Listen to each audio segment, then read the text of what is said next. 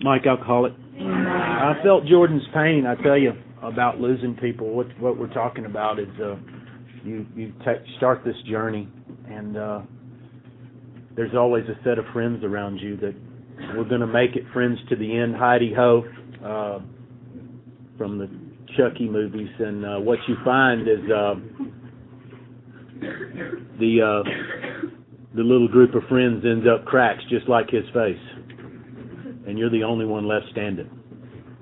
And it's an uncomfortable truth to tell somebody that you better get ready to lose anybody that you came in here with. They can't comprehend it until it happens. It's almost like we're nurses. It's like nurses have to learn some sort of a tactic to detach. Otherwise, they would go home crying every single day. You ask any nurse, they'll tell you. And they have to learn that detachment. Not that you don't care, not that you don't have friendships, and you don't articulate it, but you hope it lasts. You act as if it lasts. You don't act as if every single person you see is fixing to get high and hide your wallet. But you interact, and when it happens, a switch flips. It's the only way I can describe it. And now they're on the other side of the fence. Whether I'm in a relationship or not, I've had to end those because somebody gets high. Of course, when they're on the other, they're still accountable for what they do on the other side of the fence. They'll come back over the fence saying, "Oh, I'm on this side of the fence now. I'm sorry I stole your shit." No, you're still going to jail, motherfucker. Okay, because it was still them that did it. But what I'm talking about is learning this detachment and seeing the feeling and the emotion that came from somebody who's lost their first one. Took me back to when I lost my first one. And I'm not talking about them dying. I'm talking about knowing that they're on the other side of the fence and there's not a fucking thing you can do about it. And if you don't learn that you have to let them go, then they will drag you over that fence with them. And that's an uncomfortable truth too. I mean, we're talking about Thanksgiving, and I'll lead into what I was wanting to talk about with that. I'm thankful that I have learned that detachment, and I can have friends, but I don't put somebody's friendship or their status in my life to the degree to where I put them on a pedestal to where if they get high, it shakes my foundation. That is absolutely essential. There's something in the book that really has three things that make me think of Thanksgiving and what I'm thankful for and the transformation that these steps have given me. It was one of the things that my sponsor read to me when we started the steps. He made me go to this page in the book. It says, "No one has been too discredited or sunk too low to be welcomed cordially if he means business." That's a big if.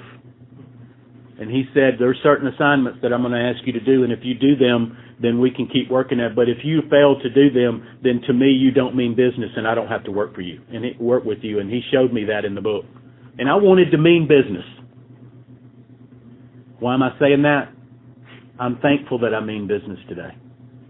The next thing after this, it talks about, and this is very, very pertinent for today with the things that are going on.